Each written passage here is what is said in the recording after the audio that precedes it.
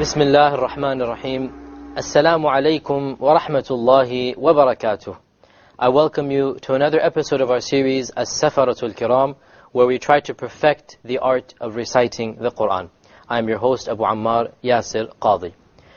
We all know that many of the surahs of the Quran begin with various letters: Alif, Lam, Mim, Yasin, Ha, Mim, Sad, Noon, so on and so forth. These letters, they are known in Arabic as the muqatta'at, or the disjointed letters. Now the scholars of tafsir, the scholars of the Quran, they have differed greatly over the precise meaning of these letters. Many merely just give up and say only Allah knows, we have no idea what the actual meaning of these letters is. Some scholars state that the purpose of these letters is meant to confuse and baffle the disbelievers. Others say that these letters are acronyms, that they represent, for example, the names of Allah. So Alif stands for Allah, and Lam stands for Al-Latif, and so on and so forth. Yet others try to assign numerical values to these letters, and that for sure is not a correct opinion. It seems, and Allah knows best, that the strongest opinion is that these letters are an indication of the miraculous nature of the Quran. Because these letters are exactly 14 in number. And the Arabic alphabet is composed of 28 letters. So Allah Azza wa Jal uses 14 of these letters as if to tell the disbelievers that, look, I am mentioning the Quran, I'm reciting the Quran in the very speech that you use. The very letters that you use, can you produce something similar to it? These are 14 letters. Can you use the remaining 14 and produce a Quran, produce a book similar to it? And a factor which adds weight to this particular opinion is the fact that almost every time Allah mentions these letters, He immediately emphasizes the Quran after it. Alif Lam Mim, ذَلِكَ الْكِتَابُ. This is the book, there is no doubt in it. Hamim وَالْكِتَابِ الْمُبِينَ. The book that is clear. So on and so forth. So, Qaf wal-Quran al-Majid, Qaf, the noble Quran. Almost every time Allah mentions these letters in the Quran, He immediately follows it up by discussing and by emphasizing and by showing the blessings of the book itself. Therefore, Allah knows best, it seems that the strongest opinion is that these letters, in fact, are a challenge to the disbelievers. That here are 14 of the letters, produce a Quran equivalent to it if you can. And as Allah says in Surah Baqarah, that they will never be able to do it, even if they all cooperated together to do so. They would never be able to produce a Quran similar to this Quran. With this introduction, we now move on to the very topic of these letters. Continuing along our rules of Mad, we talk about now the beginnings of the surahs, and this, alhamdulillah, is our final episode regarding the Mudud. After this, we move on to another topic. So we've had 6 episodes regarding the Mad. This will be the final one, and this is known as Al-Mad Al-Lazim Al-Harfi. Don't get confused, don't worry about the names. The point is that this topic deals with Al-Muqatta'at, or these letters, Alif, Lam, Mim, Ha, Mim, Sad, Qaf, all of these letters at the beginning of the Quran. When do you do a mad on them, and when do you not do a mad? This is the topic of today's show. And we say that all of these 14 letters can be categorized into 3 distinct categories, with regards to the rules of mad, obviously. The first is those letters, or in fact the letter, in which you only pronounce the name and you have no mad whatsoever. No mad. And that is only one, and that is the letter Alif. So anytime the Alif occurs in these beginnings of the surahs, you merely pronounce the Alif, and you don't make any mad on it. You say the letter Alif, and then you move on. As in here, Alif, Lam, Mim. Okay? The second category are those letters where you are supposed to elongate, to have a mad of 2 harakas. Not more, not less. There is no option in any of the muqatta'at. You have to be precise in the length of the mad. And there are 5 letters where you only have to pronounce them 2 harakas: the ha, the ya, the ta, the ha, and the ra. This, the acronym is Hayyun Tahura. Hayyun Tahura. Once again, we've been exposed to a lot of acronyms.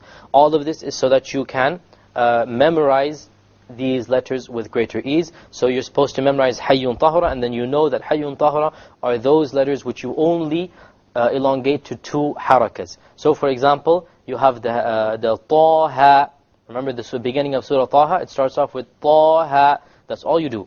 You don't make it longer, Taha. Neither do you make it shorter, Taha.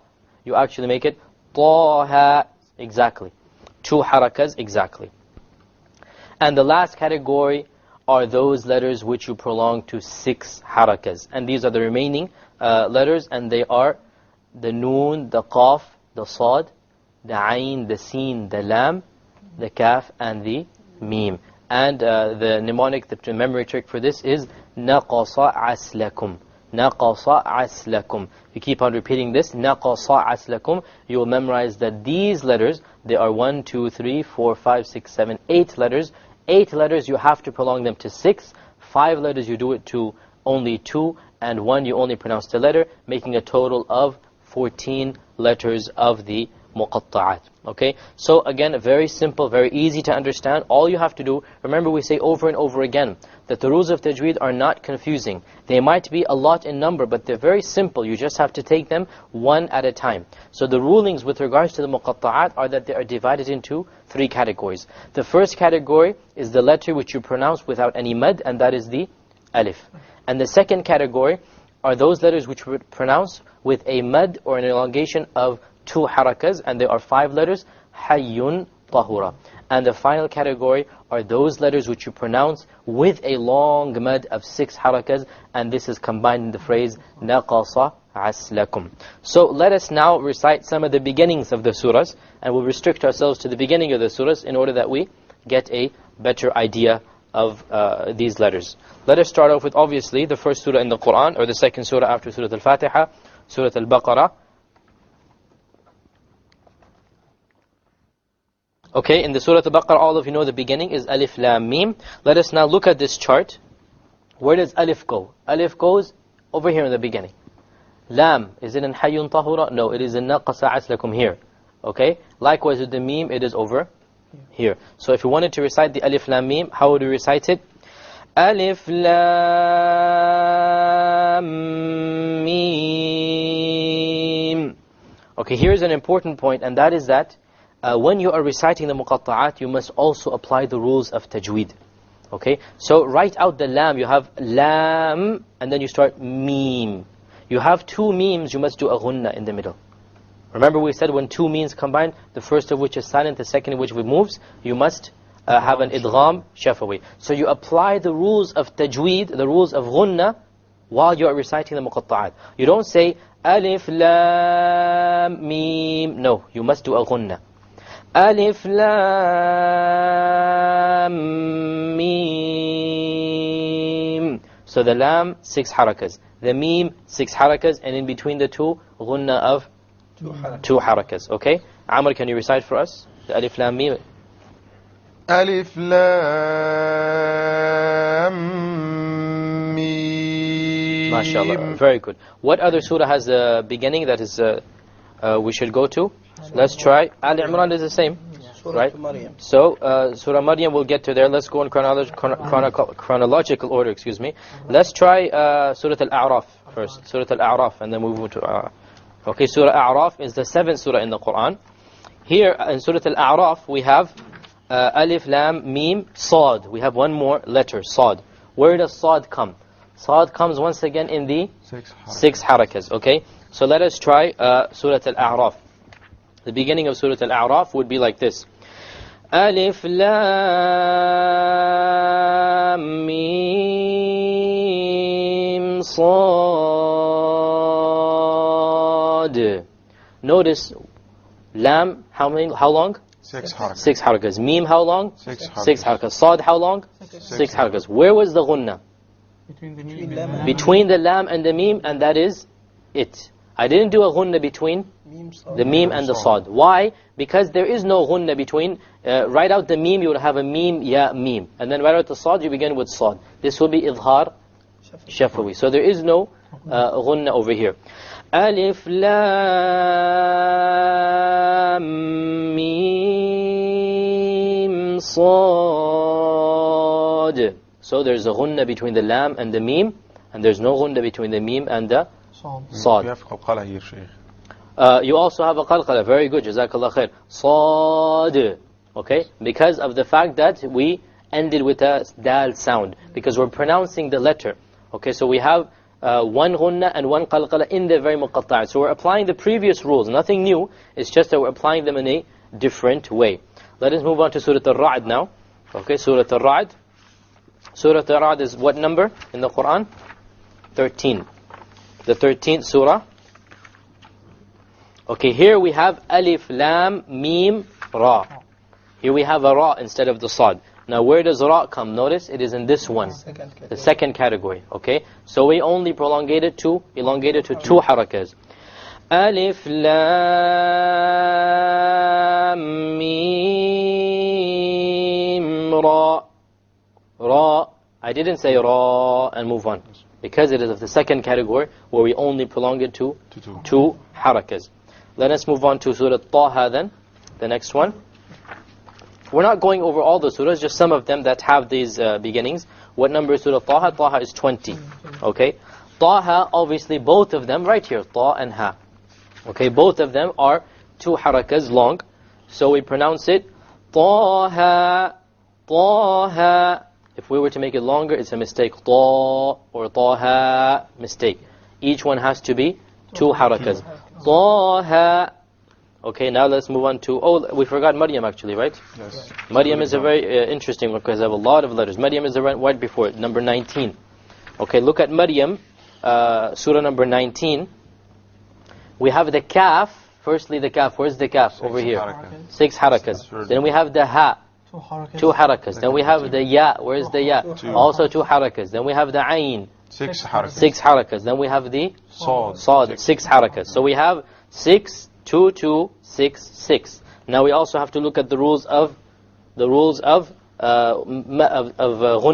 Yes. Kaf, ha obviously will not have any ghunna between it. Ha, ya, ayn, sad. That's it. So there will have a ghunna here. Because ayn, you write it ayn, ya, noon. And then you begin with the sad. This will be what type of ghunna? Ikhfa. Ikhfa. And then there will be a qalqala where? At the end of sad, because there's a silent dal. So we'll recite this one. Kaf, ha, ya, ayn, sad. Okay, so we notice we have the kaf, 6 harakas, the ha, 2, ya, 2, ayn, 6. Ayn is 6. Ayn is 6 with the ikhfa, with the ghunna, and then the sad has the qalqala. Okay. The ayn is considered a madlin, but we'll do it 6. It is considered to be 6 over here as well. So why don't we all both do kaf, ha, ya, ayn, sad? Repeat after me. Kaf, ha, ya, ayn, sad. Kaf, ha, ya, ayn, sad. Okay, so once again, it's very easy. You just remember the letters that are there, and you see which ones apply to where. Let us go to another surah. Let us try Surah Ash-Shura, which is surah number 43 in the Quran. Surah Ash-Shura. 42, you're right, 42 of the Quran. Here we have a ha and a mim, and then ayn, sin, qaf. Okay, so we have once again 5 letters here. So once again, we notice that only the ha is of the 2 harakas, and then the mim is down here, 6. Also the ayn, also the sin, also the qaf. Okay. Hamim, ayn, sin, qaf. Here we have the ha, 2 harakas. Sin, mim was 6 harakas. Obviously there's no qalqa, no ghunna, because nothing comes after it. Mim. Ayn, what happened here? We have the 6, and then we have a ghunna after it. Ikhfa. Ayn, the ghunna there. Then we have the sin, 6 harakas.